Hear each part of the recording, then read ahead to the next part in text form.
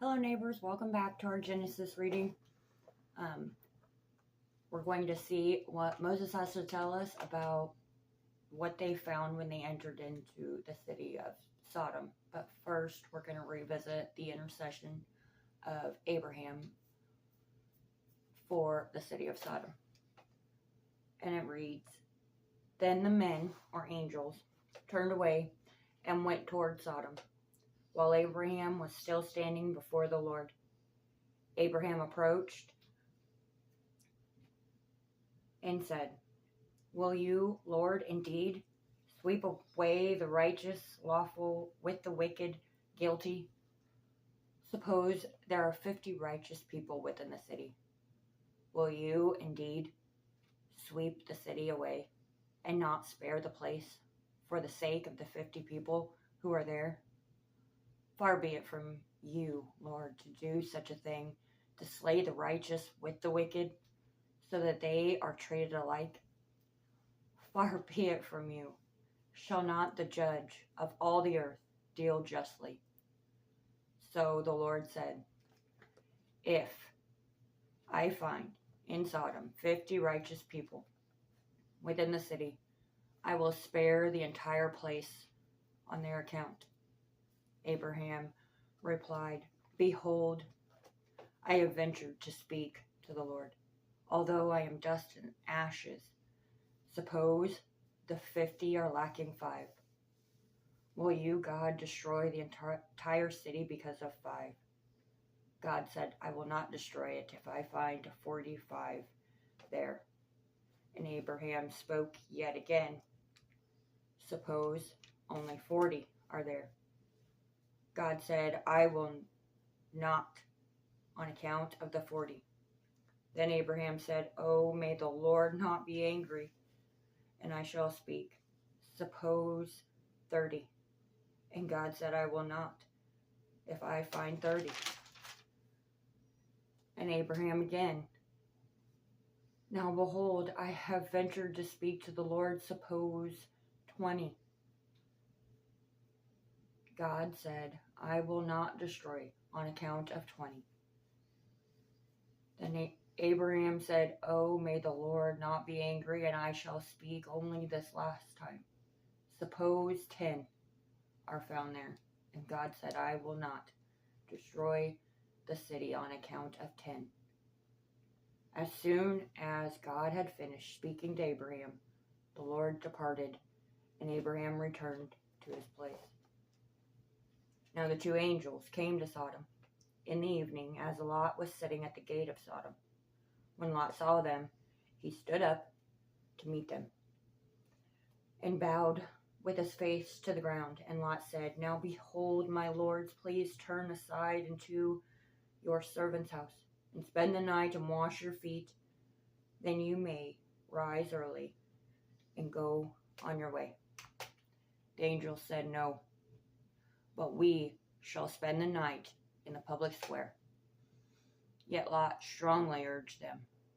So they turned aside to Lot and entered his house. And Lot prepared a feast for them and baked unleavened bread, and they ate. Before they laid down, the men of the city, the men of Sodom, surrounded the house, both young and old, all the people from every quarter. The people called Lot and said, 'Where are the men who came to you tonight?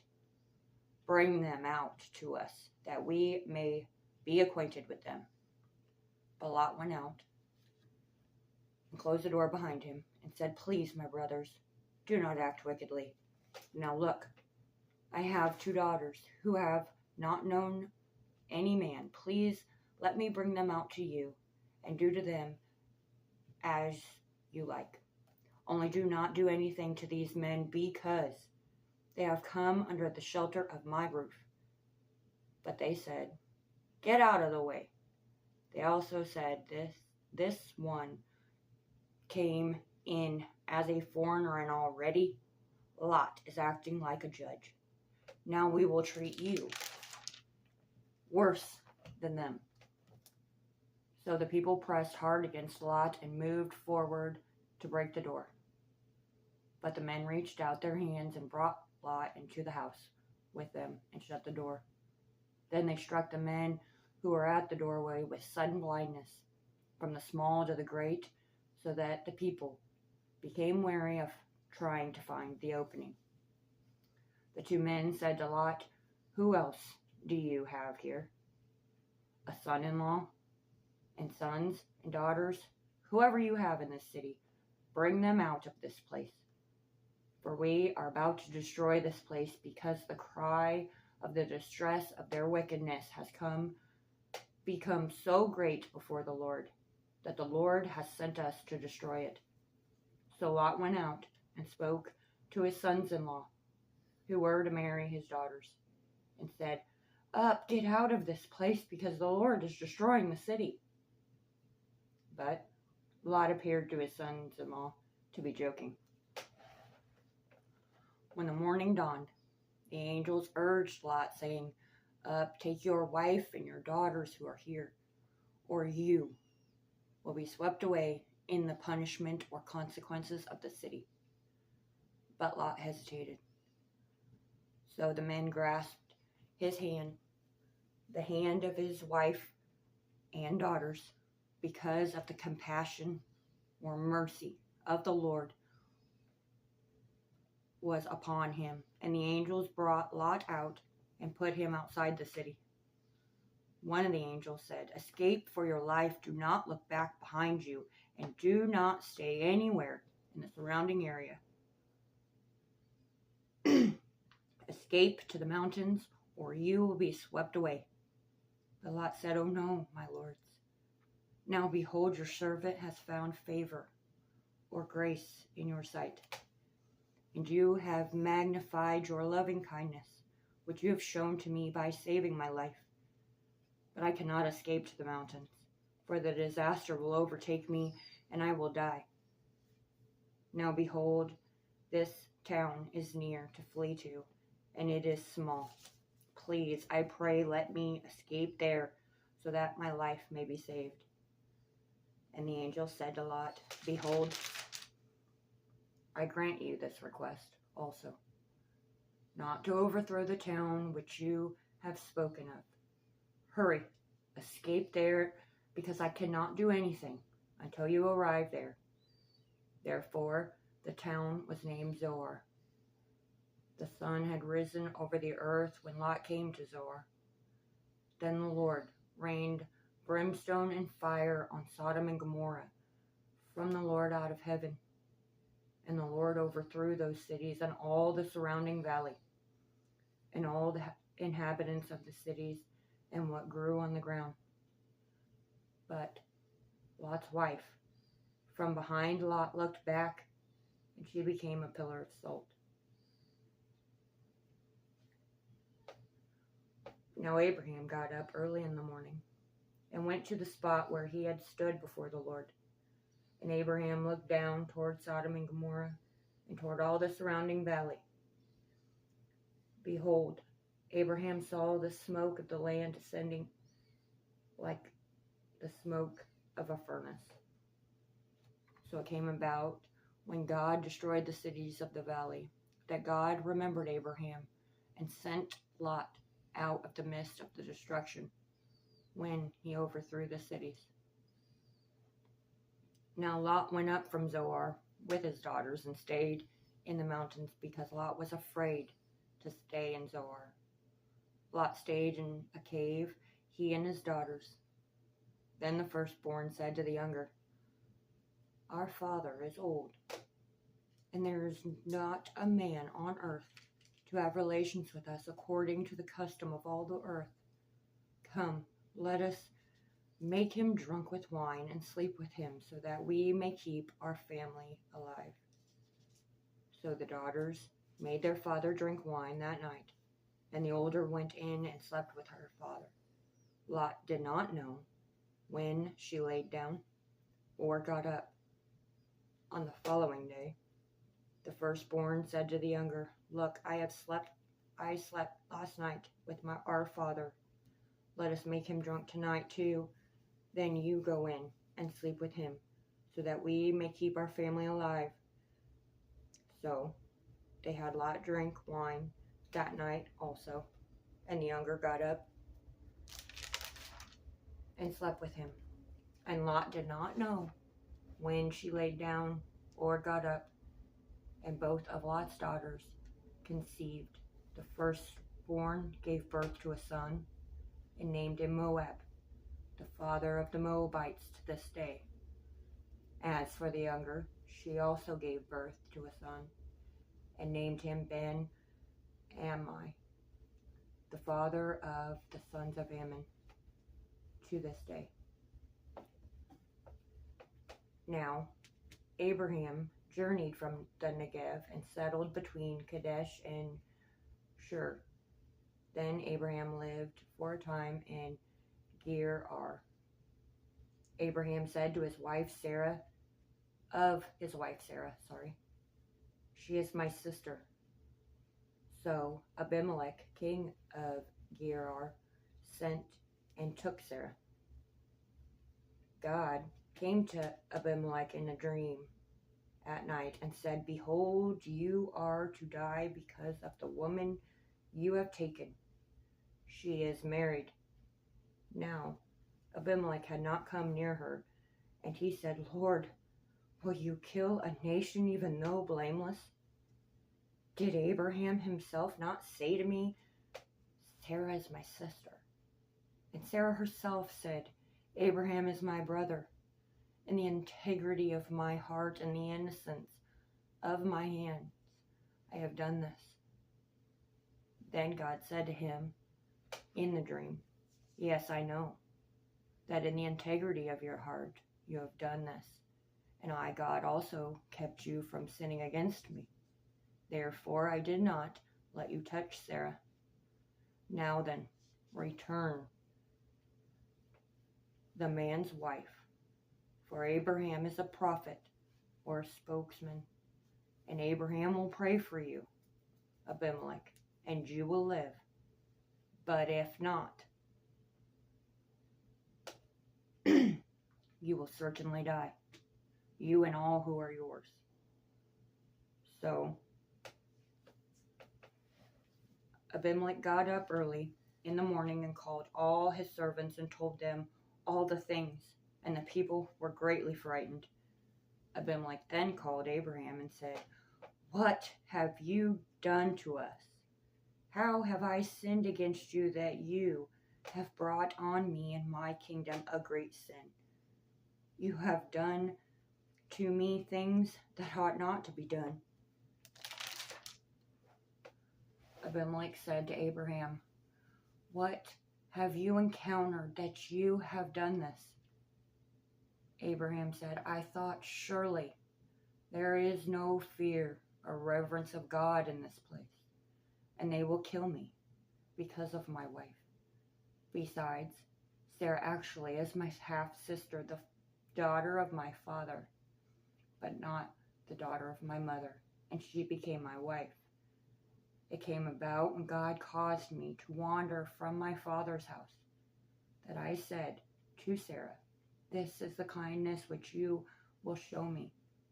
Everywhere we go, say of me, he is my brother. Abimelech then took sheep, oxen, male and female servants, and gave them to Abraham, and returned his wife Sarah. Abimelech said, Behold, my land is before you, Abraham. Settle wherever you please. And to Sarah he said, Look, I have given your brother 1,000 pieces of silver. It is your vindication before all who are with you and before everyone. You are cleared. Then Abraham prayed or interceded to God, and God healed Abimelech and his wife and his female servants so that they may give birth. For the Lord had completely closed all the wombs of the household of Abimelech because of Sarah, Abraham's wife. Then the Lord took note of Sarah, as God had said, and the Lord did for Sarah as he had promised. Sarah conceived and bore a son to Abraham in his old age, at the appointed time of which God had spoken to Abraham. Abraham named his son, whom Sarah bore, Isaac. Then Abraham circumcised his son Isaac when he was 8 days old, as God had commanded him. Abraham was 100 years old when Isaac was born to him. Sarah said, God has made laughter for me. Everyone who hears will laugh with me. Sarah said, who would have said to Abraham that Sarah would nurse a child? Yet I have given birth to a son in his old age. Then the child grew and was weaned, and Abraham held a great banquet or feast on the day Isaac was weaned. Sarah saw the son of Hagar, the Egyptian, who she had borne to Abraham, mocking Isaac. Therefore Sarah said to Abraham, drive out this servant woman and her son, for the son of this servant woman shall not be heir with my son Isaac. The matter greatly distressed Abraham because of his son Ishmael. But God said to Abraham, do not be distressed because of the boy and your servant woman. Whatever Sarah tells you, listen to her. For through Isaac your descendants shall be named. Of the son of Hagar, I, God, will make a nation also, because he is your descendant.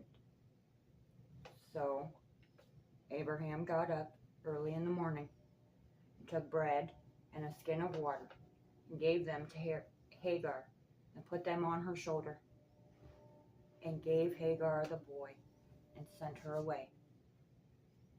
She departed and wandered about in the wilderness of Beersheba. When the water in the skin was used up, Hagar left Ishmael under one of the bushes. Then Hagar went and sat down opposite him, about a bow shot away, for she said, may I not see the boy die? And Hagar sat opposite Ishmael, and raised her voice and wept. God heard Ishmael crying, and the angel of God called to Hagar from heaven and said to her, what is the matter with you, Hagar? Do not fear, for God has heard the voice of the boy where he is. Get up, lift up the boy, and hold Ishmael by the hand, for I will make a great nation of Ishmael. Then God opened Hagar's eyes, and she saw a well of water, and went and filled the skin and gave him a drink. God was with Ishmael, and he grew, and he lived in the wilderness and became an archer. Ishmael lived in the wilderness of Paran, and his mother took a wife for him from the land of Egypt. Now it came about at that time that Abimelech and Phicol, the commander of his army, spoke to Abraham, saying, God is with you in all that you do. So now swear to me here by God that you, Abraham, will not deal falsely with me or my children or my descendants, but according to the kindness that I have shown to you. You shall show to me, and the land in which you have resided. Abraham said, I swear it.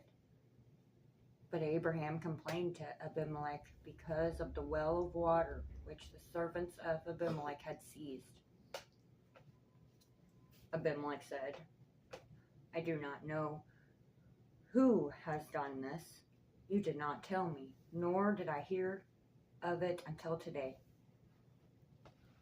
So Abraham took sheep, oxen, and gave them to Abimelech, and the two of them cut a covenant.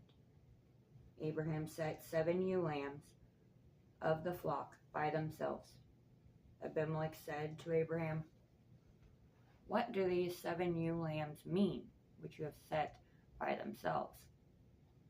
Abraham said, "You shall take these 7 ewe lambs from my hand, so that it may be a witness for me that I dug this well." Therefore, Abraham called the place Beersheba, because there the two of them took an oath. So they made a covenant at Beersheba, and Abimelech and Phicol, the commander of his army, got up and returned to the land of the Philistines. Abraham planted a tamarisk tree at Beersheba, and there he called on the name of the Lord, the everlasting God. Abraham resided in the land of the Philistines for many days.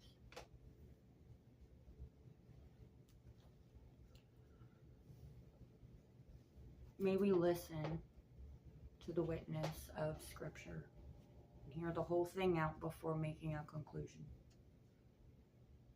In the book of Proverbs, it says, "A wise person hears out the full matter before coming to a conclusion." May we listen and seek the Lord within the pages, for all Scripture is written for our learning. Thank you for joining us, and I hope next time you will join us as well to see what else Moses has to testify about what has happened, and to see what the Lord wants to teach us through the Scriptures. May God bless you, and have a wonderful day.